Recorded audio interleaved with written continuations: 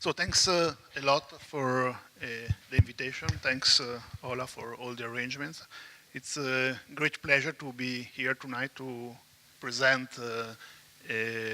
our work at large. We're not, I must say from the beginning, it's not going to be a presentation about regeneration of post-war housing, and we're not really expert on the topic. But what we will present, first of all, it's a topic that nonetheless interests us a lot because it somehow lies at the intersection between architecture and politics, which is something that cross our work. And we will present today a series of projects that we've been developing the last years, which I think, or we think, in a way share with the goal of this seminar and the larger goal of the entire project, several issues. First of all, we will talk about the issue of large scale, which is something that is pretty much present in our work.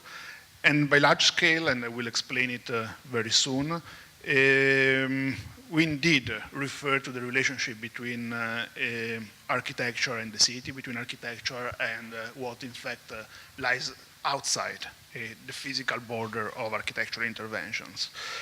In the presentation, in the project, and especially in the second part that Pier Vittorio will present later, we have worked a lot on the relationship between labor and work and architecture, and especially in our, let's say, contemporary society, which in a way witnessed the shift between a Fordist mode of production to a post-Fordist mode of production, and the relationship that this has on the way we live in the city. There is a sort of, I think, something perhaps that interests you and that has been present also probably in the discussion that you had this morning, an idea that comes from what I just said, which is the possibility of new form of collectivity, which is something that is at the base, perhaps, of a rethought idea of welfare in our city. And indeed, something which has to do with, in fact, the strategic role that architecture, and especially housing, could have in envisioning and putting forward an idea of the city. The presentation of today is divided very briefly in three parts. The first part will be a very simple historical detour. We just want to point out a couple of examples to point out a little bit our strategy and our idea of architecture within the larger concept of the city. We will then show you a number of projects that have been developed in the office. And Pier Vittorio will also conclude later on with a presentation of a work, which is in fact a research project that his research unit had developed last year at the Berlage Institute, and it's a project centered on the city of Athens. First of all, by large scale, which is indeed also a little bit the title of our presentation as it was in the program, we do not necessarily or primarily refer to, let's say, large-scale buildings, or it does not necessarily refer to an issue of size or an issue of dimension. It's also that, but in fact, for us, what it has always been interested is somehow, indeed, the relationship between an architectural intervention, its finite form, and the capacity of this architecture, of this form, to in fact affect, govern, understand the larger context when this intervention has been located. By practicing, in a way, large-scale design in the recent year, we have somehow understood that the disciplinary division between the field of planning, of urban design, of architecture, which is something that, especially in the last year, especially in academic circle, has been strongly formed, doesn't make any sense. It is in fact practicing large-scale design, as has just been mentioned, that in fact the compartmentalization between these different fields is lessened, and it is by practicing large-scale design that we somehow understood that the ultimate goal of architecture is always the city, even when the city has no goal or ambition for being interested in architecture. There is, of course, an urgency for this, which is at the, let's say, local scale, the fact that 1.5 million housing units need to be, for example, regenerated in Sweden. There is also, of course, on a more global scale, a rising issue, which is the fact that we are witnessing huge processes of urbanization all over the world, that we have a radical rising environmental concern, et cetera, et cetera. And confronted with all these pressing issues, on the one hand, we have witnessed, or we witness, or continue to witness, a sort of incapacity of planning to, in fact, govern the development of our city or to direct development of our larger territories, and on the other hand, a sort of withdrawal of architecture into sort of self-contemplative attitude, the incapacity of architecture to, in fact, tackle the city which is out there. How, in fact, do we do that? How do we see our work of architect? On the one hand, indeed, architectural intervention need to be strategic. They need to tackle the city, and we will show it in history and in our work as it has been done. And architecture can do that not just by proposing a simple architectural intervention, but architecture that wants to be example for the development of something which is larger.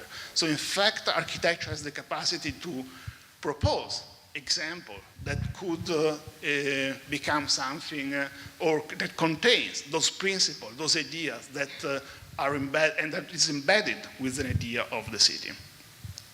There are two examples, which are in fact a residential example that we've been studying a lot in the past years that of course you all know, and I'm not going through the history of them, but I just want to point out this relationship, or use them to point out this relationship between a very clear architectural form, we can even call it archetype, and in fact the larger idea of the city. The first example is the Brasilia Superquadra, which is the residential solution through which Lucio Costa, who was the architect that won the competition for the Plano Piloto of Brasilia between 1957 and 1960, decide how, in fact, we would live in the city.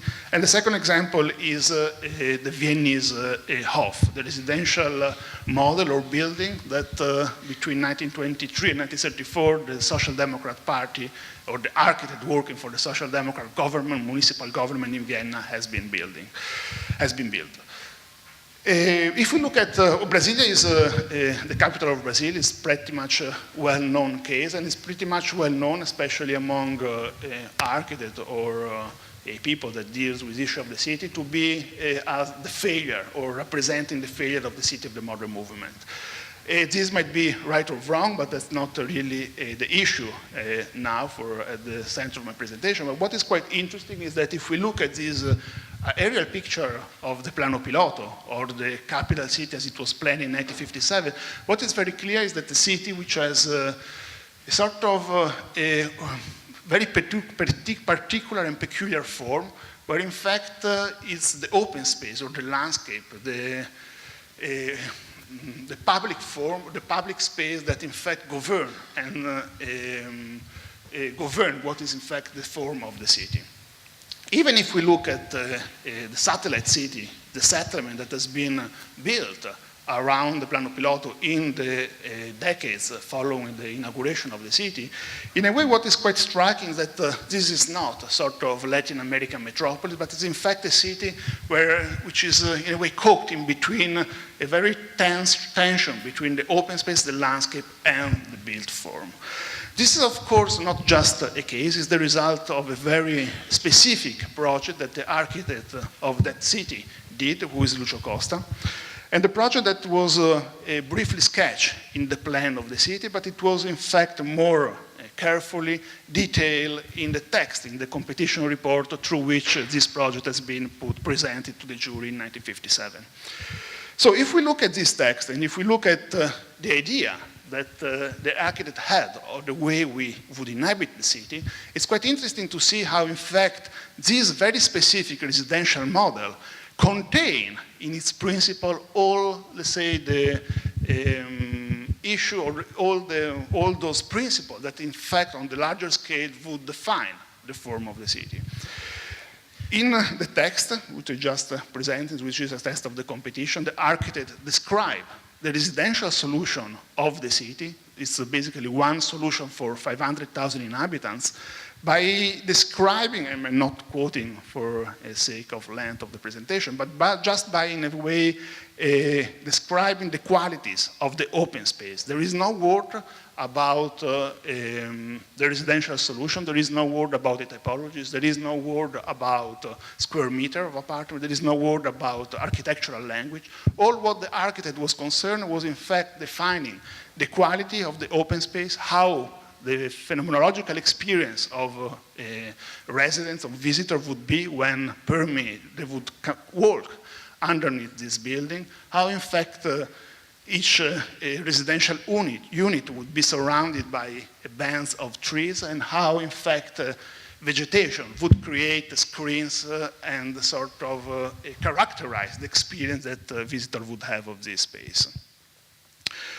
So what, in fact, is very clear from these images is that fundamental was the idea that building had to be rise on pilotis, that the view should be uninterrupted on any part.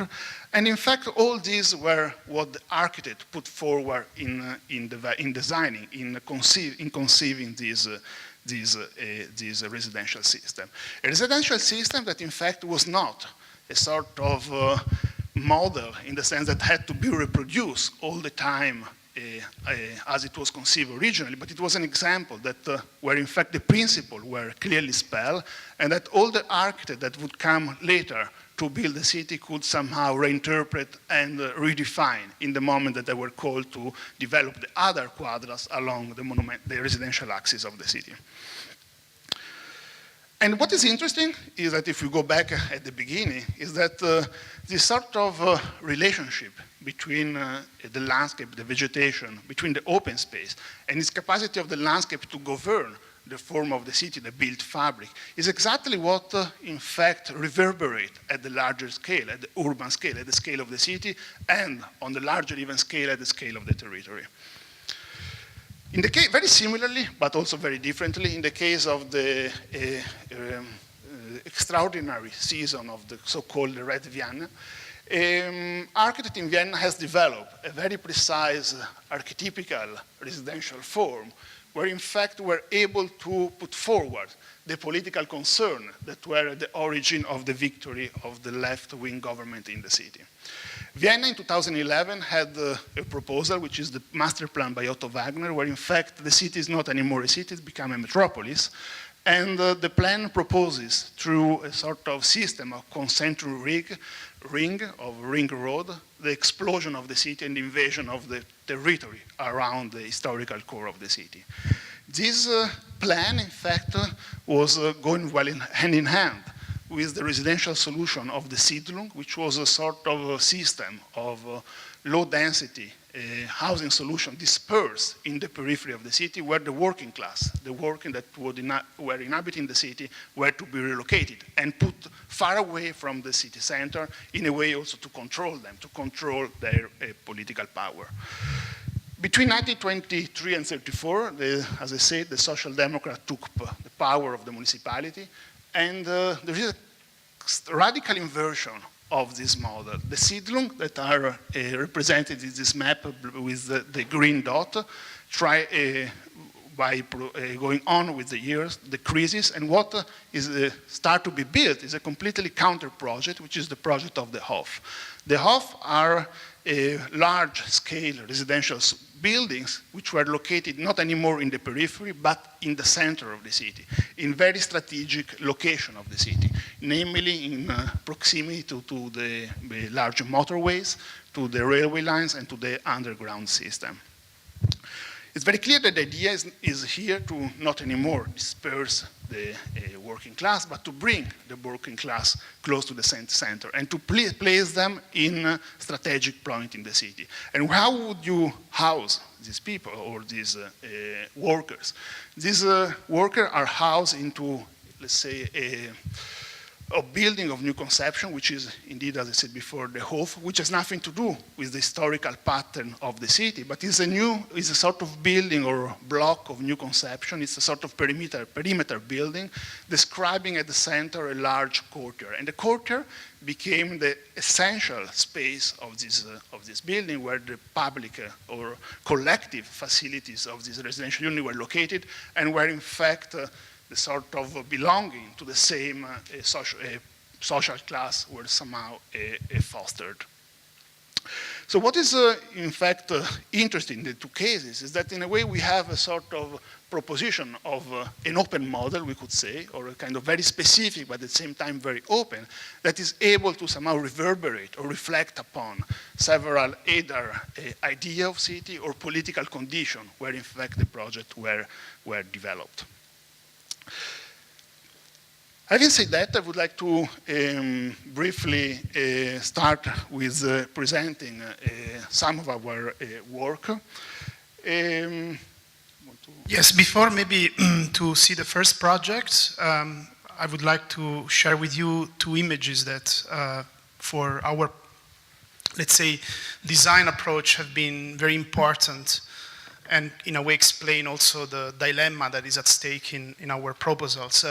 Actually, the first image is a grid which was drawn by the architectural 16th century theorist Sebastiano Serlio, and in the first book on architecture. And what is interesting about this simple drawing, that Serlio proposed this as a pure diagram, a design diagram, and advise architects to always design their projects almost tracing a potential grid. And in a way, this is the first diagram in architectural history, in a way. The first drawing that shows that one of the fundamental tenets of architecture and urban design is to organize a potential infinite expansion of the built environment. And in a way, for us, actually, this diagram shows really the problem of modern architecture, which is actually its expansive logic. And in a way, the grid is one of the fundamental image of that kind of logic. And in a way, our projects, as you will see, always try to reclaim the grid, this ruin of modern architecture, but at the same time counter this logic with something exactly opposite, which is the next image, which is actually the idea of enclosing, the idea of using architecture as a perimeter form. This is a very important image for us. It's one of the, I think, most intense and great project by Le Corbusier. Is a house near the beach, the Cabanon. And what is interesting, and you see this in this sketch very well, is that Le Corbusier defined actually space by using the perimeter wall as a kind of ordering system, so that everything that has to do with, let's say, activities and function is pushed against the perimeter, and in order to reveal the space as potential in the middle. And for us, this drawing, this sketch, has been always a kind of recurring archetype in all the projects we have done. You will see that basically all the projects are simply an attempt to always repeat this very simple but incredibly intense sketch. So the first project that we will present, actually the first two projects, in fact, are literally or quintessentially large-scale projects. They are two projects for, in a way, a city or sort of city. The second is a so-called biotech valley. The first one is a project developed in 2005, in fact, for the master plan, let's say, of the new administrative city in South Korea. These two projects, I would say, they share, in a literal way, what I was just trying to briefly introduce before, in a way, capacity of a very specific and finite architectural form to, in fact, govern the development of a large entity as the city. The first project is in fact based on, both the projects are based on the idea that how can we design the city, not anymore by designing the image or the skyline of the city, but how can we design the city in a way designing the form of the city. So in the case of the first project for the new administrative city of South Korea, a project which is in fact now, I think, even under development, the idea was that the form, the very specific form of the city, was the urban room, as it's clearly depicted in this kind of reference, historical reference from the Place Royale in Paris. The urban room, and not anymore the street with the buildings, but the rooms would be in a way the basic form through which entire city would be built. And how we can build this sequence of urban rooms? The sequence of urban rooms are the result, in a way, of one single architectural element, which is what we call the cruciform wall, of which you see a very simple sketch.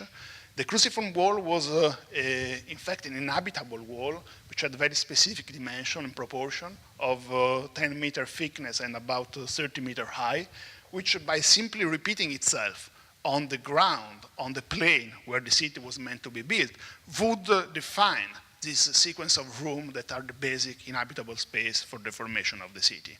By just being itself, the cruciform wall would define a series of a space that could be colonized by eventual city development, and by multiplying itself, as I said, the city would simply define itself over the plane which was available for the land development.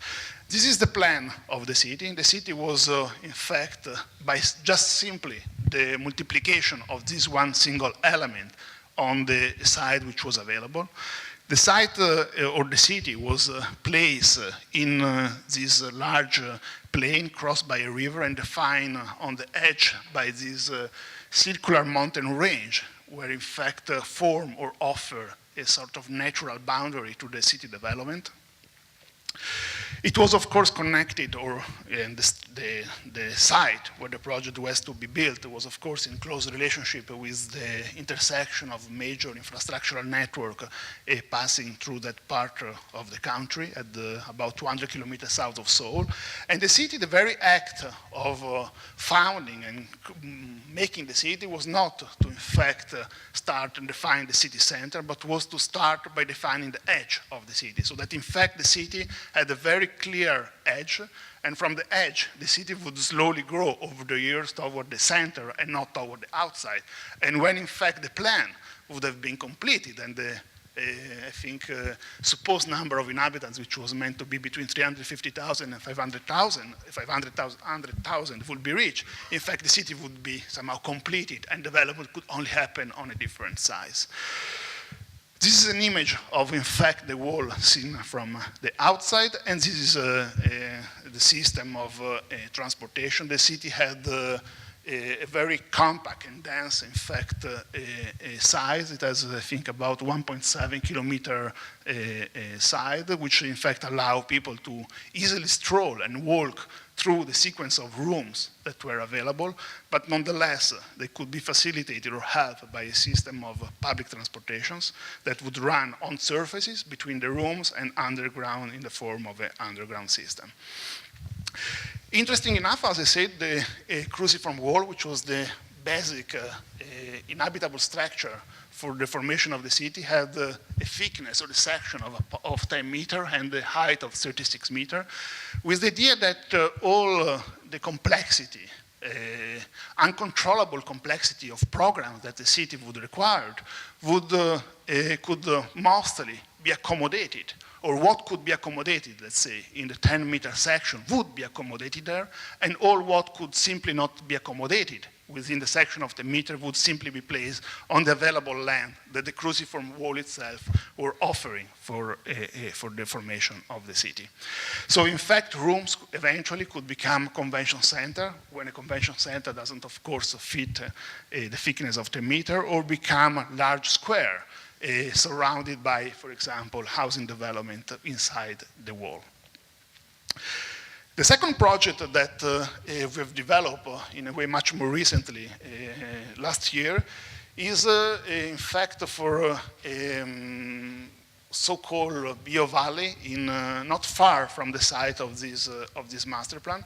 And indeed, it was again the brief of the competition was asking for a sort of idea of master plan for the creation of this large development, which would meant to become a sort of mecca of biotech research, industries, production, etc., etc.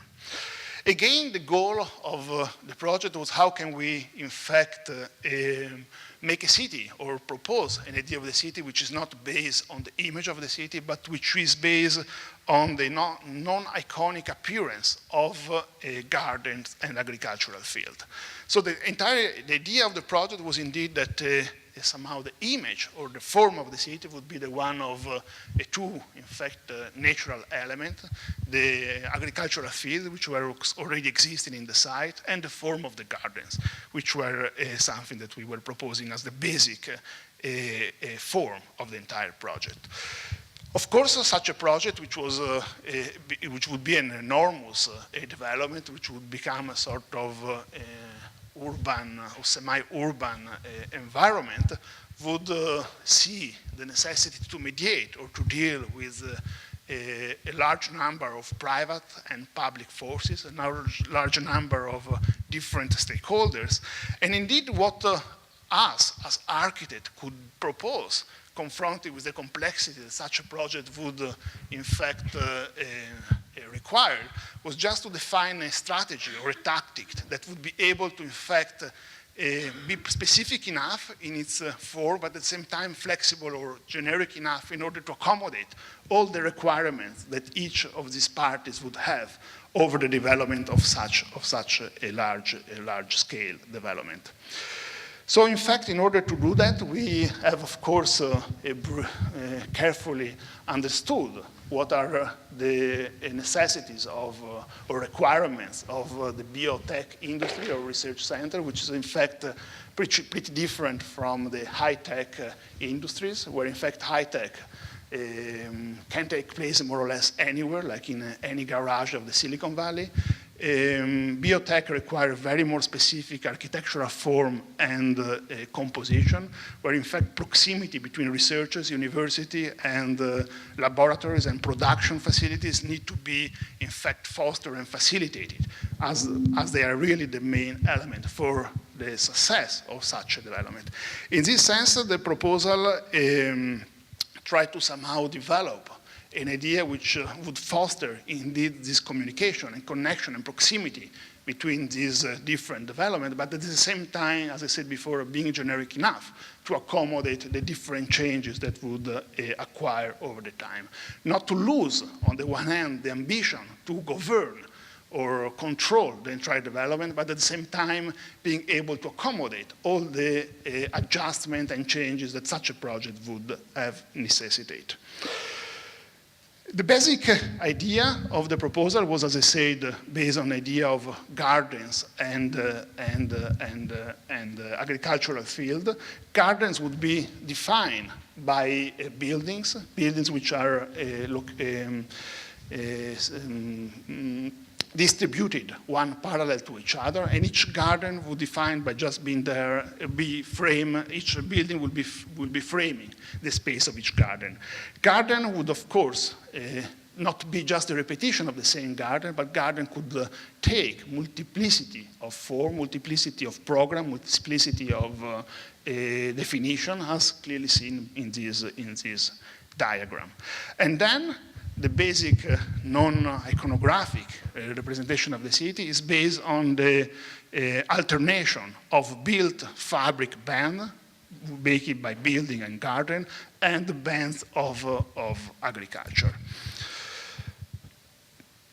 The gardens are not to be seen as patios or courtyard, but in fact has or had their archetype in the idea of the belvedere, which is in fact a sort of composition of different plateau or different plane located at different height, which in fact would accommodate the different, the topography, the inclined topography that characterized the large site where the project was to be located, as clearly represented in this plan. The buildings, the different composition that the building and the garden would possibly achieved or acquired.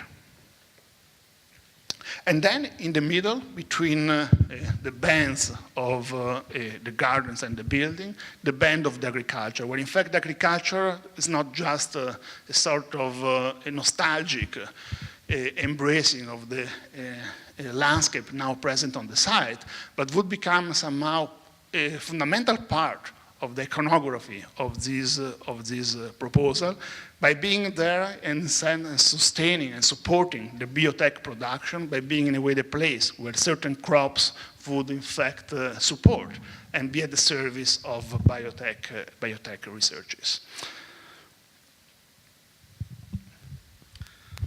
Well, actually, the next project, we go back to Europe,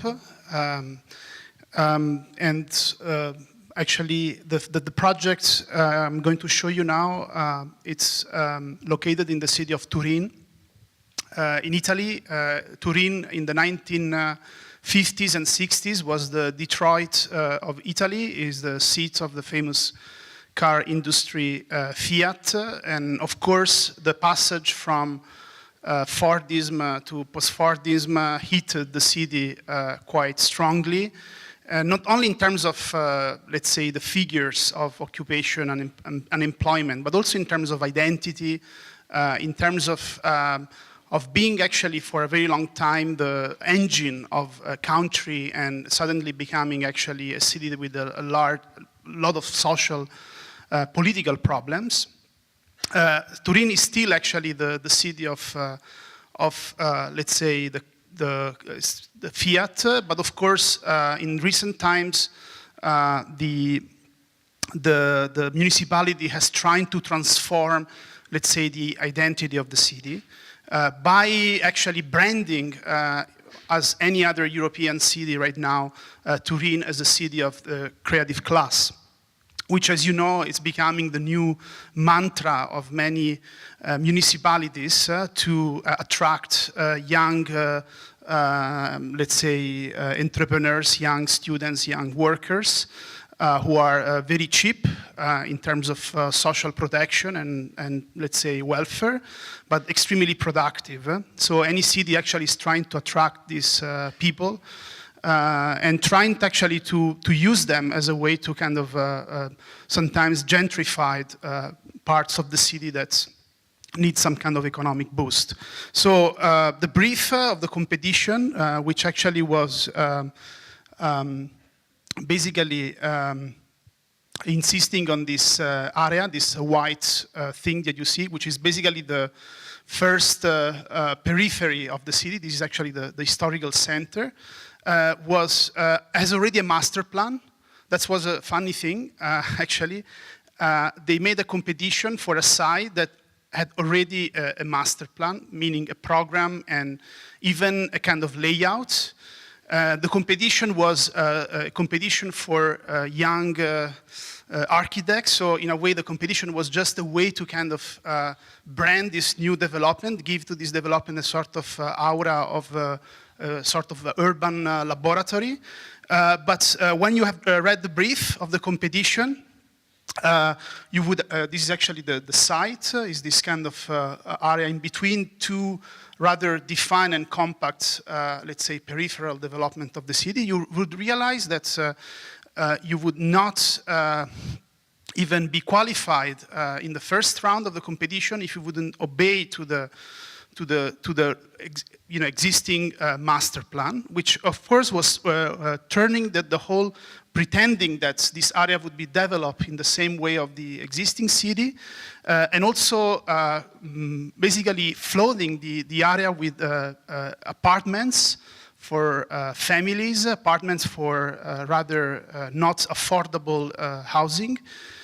And so it's clear that it was a clear example of how housing is still actually proposed around a kind of subject that it's more and more incapable of then affording these parts of the city. So what we did in our project was to do something very polemic that would, first of all, completely counter this idea that housing and working and living are still two separate domains. So we made clear that in the post-Fordist condition, especially in the reality of entrepreneurial work, life and work are becoming more and more blur. And that's, in a way, the city in itself, not just the place of work, either material or immaterial, is a place of production.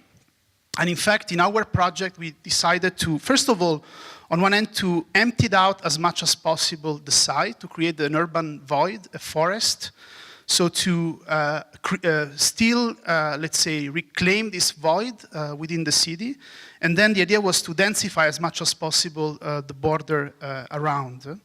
So this is actually the drawing. And the idea was to, in order to create this void, we had to densify as much as possible these parts. And this densification allows us to completely rechange the standards and the, let's say, rationale of housing development by really claiming this kind of factory, social factory-like city where living and working are basically overlap in the same site. I mean, unfortunately, you cannot see very much from this image, but the idea was to create a kind of horizontal and vertical development which would combine living and working space.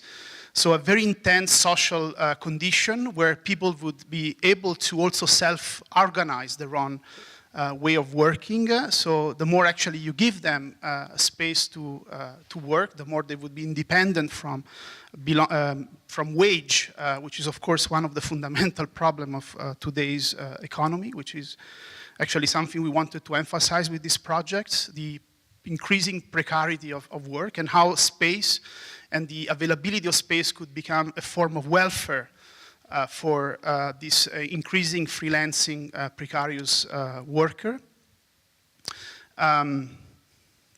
So also in terms of typologies, we thought that they had to be completely flexible and not be only about, let's say, apartments.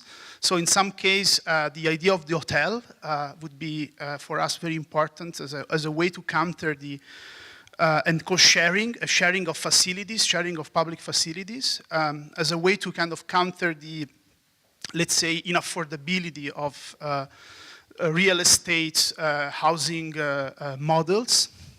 But at the same time, though actually what we proposed was flexible, we also wanted to have a certain monumentality to give to this, let's say, reality a certain recognition, a certain presence that, of course, in a way counter the existing city, which in a way mystify this increasing condition of precarity that characterize the city. In a way create a sort of state of exception within the endless contemporary metropolis.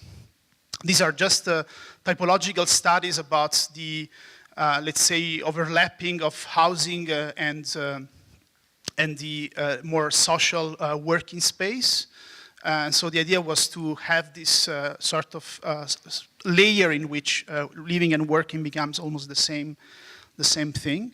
And of course, what is interesting, we projects had no winners. We got this as always happened to this kind of projects, an honorable mention. But actually, we were very happy that the project, in a way, immediately. Openly, publicly question the whole, let's say, agenda of the project that is going to be developed now. And for us, this public aspect of competitions is very important too, because it's a way through which architecture becomes again polemical and not just a sort of repetition or execution of what the brief is asking for. And we really believe in that. We really believe in this sort of polemic aspect of architecture. The next project is a study we did in the last, let's say, 3 years. What I'm going to show you are just a few images. And in a way, it's a project with the enigmatic title of Simple Art, which focus on a very specific area of Europe, the northwestern metropolitan area, the area in between.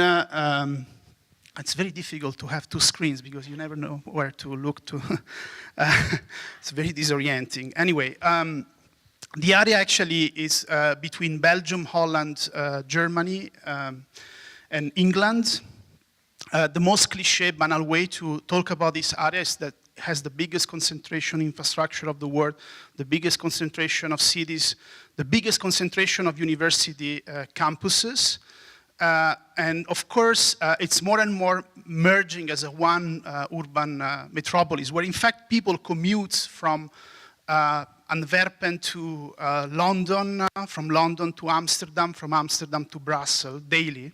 Actually, I have to say, I'm part of that kind of subject. And in fact, you have this increasing, let's say, policy of small airports with low-cost flights. So there is really a project to economically merge this region as a kind of productive region.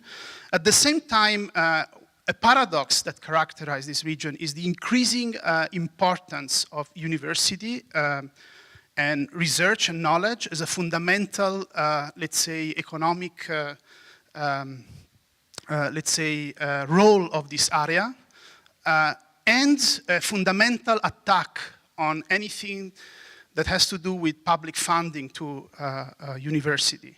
So on one hand, this reality is both the resource, the wealth of this region, but is also what capital now is trying to enclose, to, let's say, reduce to a regime of scarcity, starting from very basic things, like, for example, abolishing student housing, telling to students that they have to live with their parents, so that they don't have to, let's say, move around too much. So every little city in this region has a little campus. Of course, privatizing anything that has to do with culture and knowledge. And of course, creating a sort of entrepreneurial understanding of education, where of course competition becomes a fundamental, let's say, goal. So as a student, you don't have to learn, you don't have to simply, let's say, acquire knowledge, but you have to be able to compete, to fight with your, let's say, colleagues to get the best. And of course, this condition is creating a rather dystopian social, let's say, scenario in which we don't have any more students, we have young entrepreneurs who are ready to become precarious workers later on. They have that, DNA from the beginning. And so Simple Art, the project that we had proposed, is a sort of, if you want, polemical answer to this condition by reclaiming actually the university campus as a, let's say, not just as an educational model, but also as a fundamental urban, let's say, regeneration for cities, especially now in times of recessions, in which actually basic income for students becomes a fundamental priority in the form of housing. The project is very simple. It's consists, of course, it addresses this area and especially the infrastructure that links all the cities that form this region, which is basically a ring that goes around cities like Cologne, Brussels, and Amsterdam. So you can see it here in this diagram. So the idea that this ring would be a gigantic campus, and every city would have a sort of concentrated hub, which would be densified by an inflation of student housing, would reclaim actually the areas, especially tertiary districts, which are now actually very much vacant, as a sort of learning social palaces where students would not just belong to university, but belong to a city, and the city would become the university in a way. So the project is very simple. It's one courtyard building of 800 meters by 800 meters, made of simply student housing. So you can see here actually the project. There's nothing really, I would say, exceptional about the project, if not just that what it contains, which is basically the city itself. So in a way, this presence of students as, in a way, the 21st century, and researchers and professors as the 21st century sort of exploited class would again reclaim the city, also because they represent, in a way, the economic engine of this part of the world, and that's for me the most painful paradox. In a way, these people are very important for the economy, but they are constantly, let's say, dismantled in their fundamental, let's say, social institutions. And actually, for me, what the most guilty actor in this paradox are unions, because unions are still, at least in these regions of Europe, are still actually in love with the traditional figures of labor movements, factory workers or white-collar workers, and they don't see actually freelance workers, students, as a new emerging class, which in fact is completely unrepresented, is completely ideologically, politically, culturally not able to come together as a movement in order to not make, of course, a revolution, but to simply claim their rights, to have an affordable city, a city where, in fact, knowledge becomes a fundamental, not only form of production, but also possibility of solidarity. So that's what the project is about. The project tried to basically create these kind of hubs in all the cities around this railway network. So I will just go through the city: Dordrecht, Utrecht, Rotterdam, Den Haag, Antwerp, Brussels, Liège, Leuven, Eindhoven, Köln, Düsseldorf, Mechelen, Aachen, Roosendaal, Duisburg, Delft, Ghent, and Amsterdam. So at first, the first things to be realized is this perimeter wall, which would eventually extend towards the city with a series of, let's say, working studying spaces, which then would melt with the existing buildings of the city, which then would be reclaimed as a vast indoor space, which would have basically would impose to the city a new scale, which is basically the scale of contemporary production, which is a scale that, of course, transcends buildings, the space in between buildings, and but at the same time require a new representation.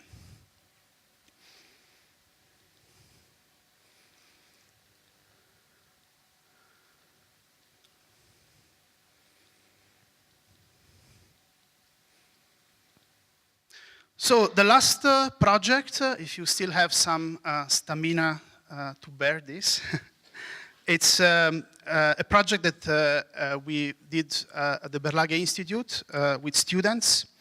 And it's a project within a much larger research, which Martino already was mentioning before, which concerned the relationship between labor and architecture. And of course, the case study we took as an example of this is the city of Athens. First of all, I think it's very important to again rehearse the passage from Fordism to post-Fordism in terms of really of the main figure of this passage, which is basically the transformations of labor. Fordism, this is actually more kind of pre-Fordist image. Work was mostly silent and completely governed by machines. So in a way, the Fordist workers was simply being exploited through its physical, let's say, efforts. Post-Fordist work is different because machines, in a way, are much more mobile. Work is no longer contained within specific spaces, like, for example, factories or offices, and labor becomes socialized to the extent that, in a way, we produce almost everywhere, and all the gadgets and machines we use in order to work, in a way, maximize that kind of condition. But the very interesting things about the history of labor, the transformations of labor, is not to look labor through, let's say, the traditional working spaces, but through housing.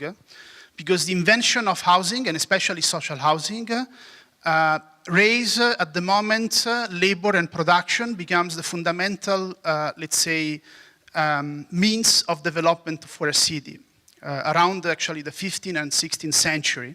So when actually to keep workers within the city becomes crucial, then housing as a sort of social contract becomes a fundamental project for architecture. This is actually, again, Sebastiano Serlio, the person I mentioned before. This is a project from the 6th book on domestic architecture. It's the project for a very ironical project, in a way, a house for a poor peasant. So, and what is interesting is that while Serlio is proposing a scheme for the realization of this rather humble, almost poor project, he makes clear that this house has to be self-built by the worker himself. And in a way, it shows actually the paradox of architecture, that architecture is not just something that imply, let's say, a top-down project, but very often architecture, in a way, imply also the inclusion of the subject in the process of development of the city, as this actually, this little scheme makes clear.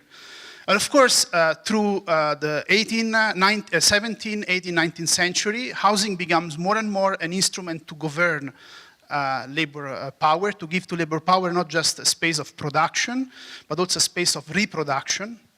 Lemué and his, let's say, building typologies for all classes. But of course, housing means also property.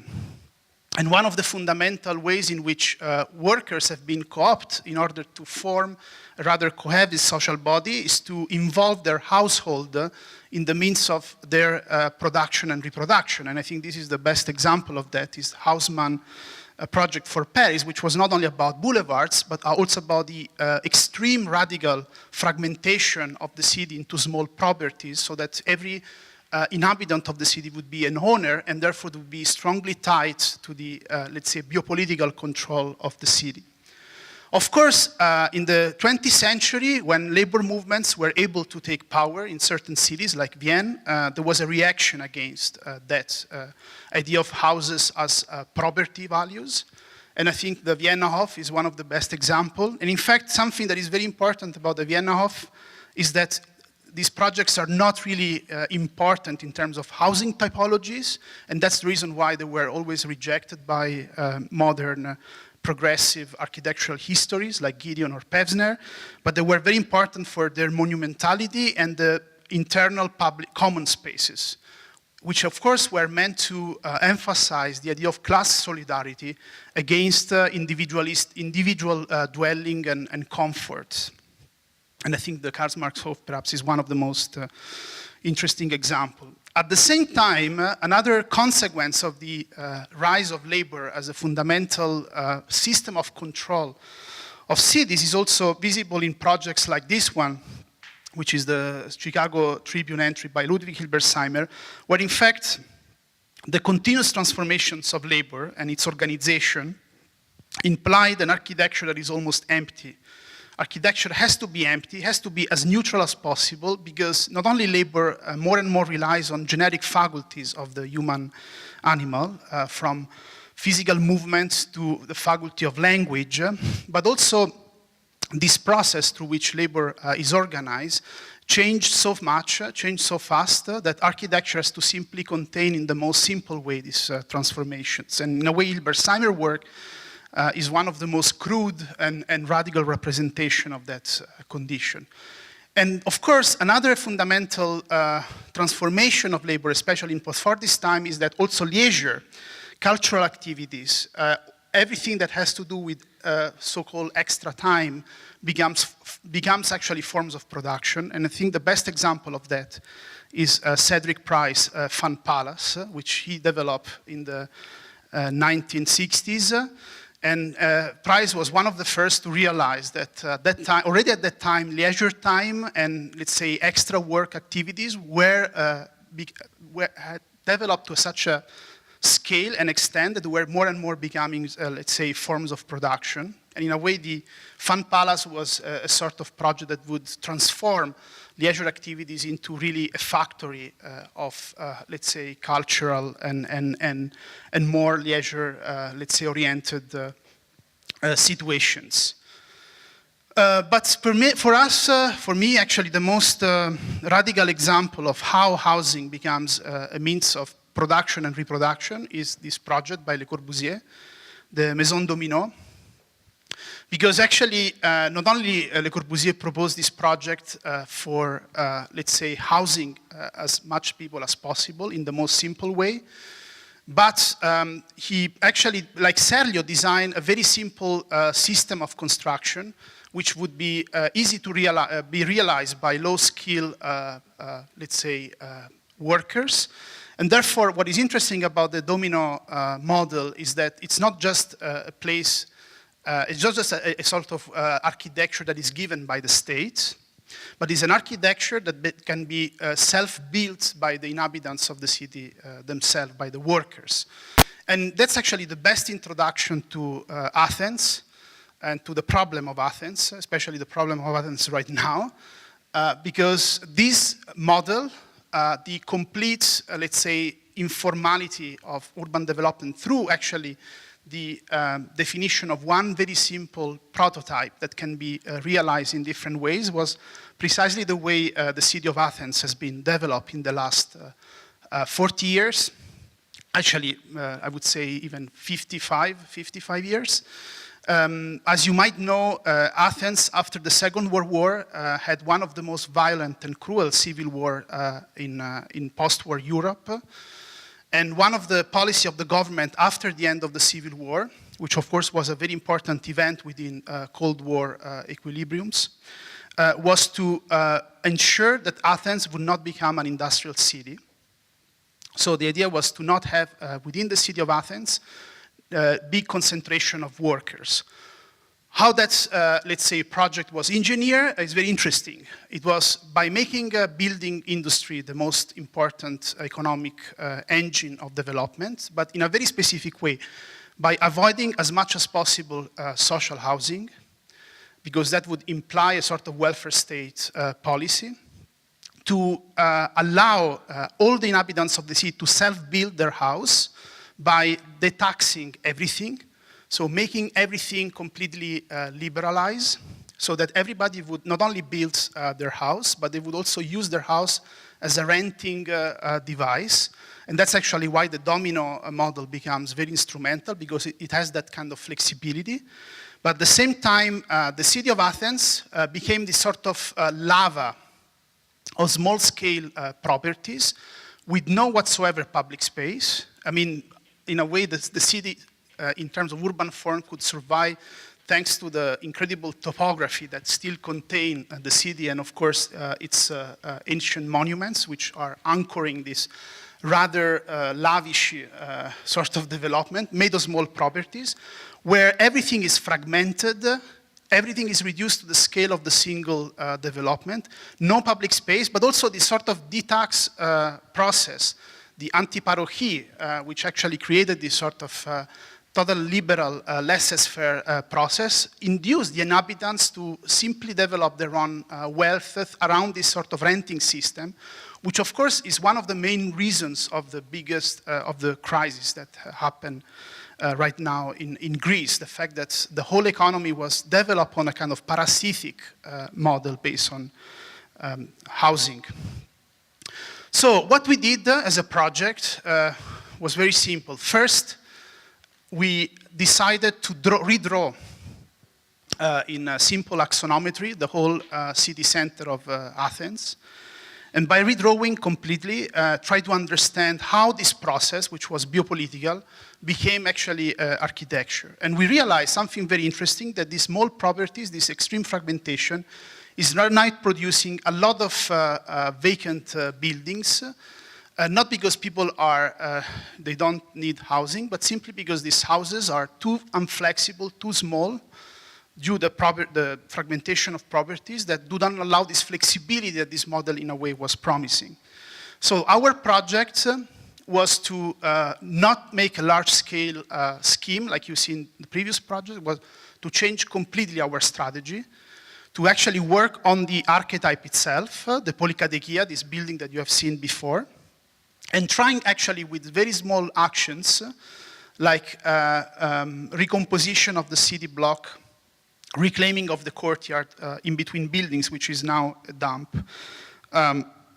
public, let's say, the making of public of one of those small properties that is vacant, and also rely on demolition, because there are a lot of buildings that are completely, not only vacant, but totally abandoned by their owners, as a sort of common space. A space that is neither public nor private, but it's actually owned by the community that lives in that particular area where that intervention is made. So what we proposed was simply a series of solutions, and I will only show you very briefly 3, to counter this sort of fragmentation, but at the same time to emerge these projects out of the scale of this of the city. So the first one is, for example, trying to rethink the block as a sort of more cohesive entity, to demolish step by step all the buildings that today are literally abandoned by their clients, to build on top,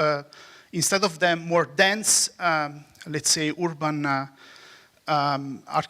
housing, which has much more co-sharing facilities, so that allow people to not just buy an apartment, which they cannot afford anymore, but something that is an apartment, but with facilities that are shared by the inhabitants, like, for example, the garden in between.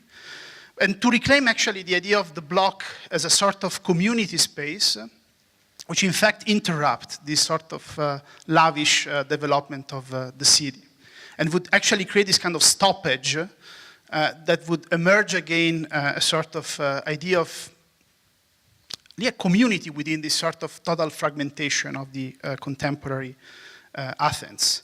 Like, or for example, in this project, the idea is to reclaim the courtyard of the buildings as a sort of social space where people can not only have an extension of their house, but can also have a working space. Actually, many of young entrepreneurs or freelance workers in Athens cannot afford anymore a space to work. So the idea is to have that space within the house itself as a sort of courtyard that allow them to actually work together and to actually form a much more cohesive urban entity. These actually are the projects, how they eventually would proliferate through the city of Athens. And of course, a project like this would imply a different approach to, a different political approach to the city, where perhaps unions would not only focus on workers working in their working place, but as citizens, as belonging to the city at large, and especially where housing becomes a fundamental right, let's say, to citizenship, and not abstract values like belonging to a nation or belonging to this or belonging to that. And in a way, the project really reclaimed that kind of reality. For example, why not to think the ground floor of a city block as a space for sharing activities, working activities. In Athens, this is actually very possible because most of the ground floor space is unused, is used as actually as a deposit, something that can be, let's say, outsourced to the city outside. So in this particular project, the idea is to demolish all the separations between buildings and to reclaim this as a sort of podium that can be used as a kind of social working space for, let's say, the city around. And that in a way can also reveal the architecture of the city itself. I mean, as an infrastructure and not just as a kind of agglomeration of properties. And finally, the last project is very simple. Most of these projects actually work through demolition, by trying actually to demolish all those, let's say, walls and partitions that are still the ruins of this obsession about property, and trying to reintroduce within the separation between public and private an idea of the common. Like, for example, in this building, which is completely abandoned, so the idea would be to destroy all the partitions and to reclaim it as a sort of community building where, in fact, in the very dense city of Athens would give a relief to the people and give them a sort of space to, again, think again the city not just as a place of inhabitation, but also as a place of sharing and perhaps as a place of political solidarity. But of course, this is not something that architecture can resolve. This is a political problem. Thanks.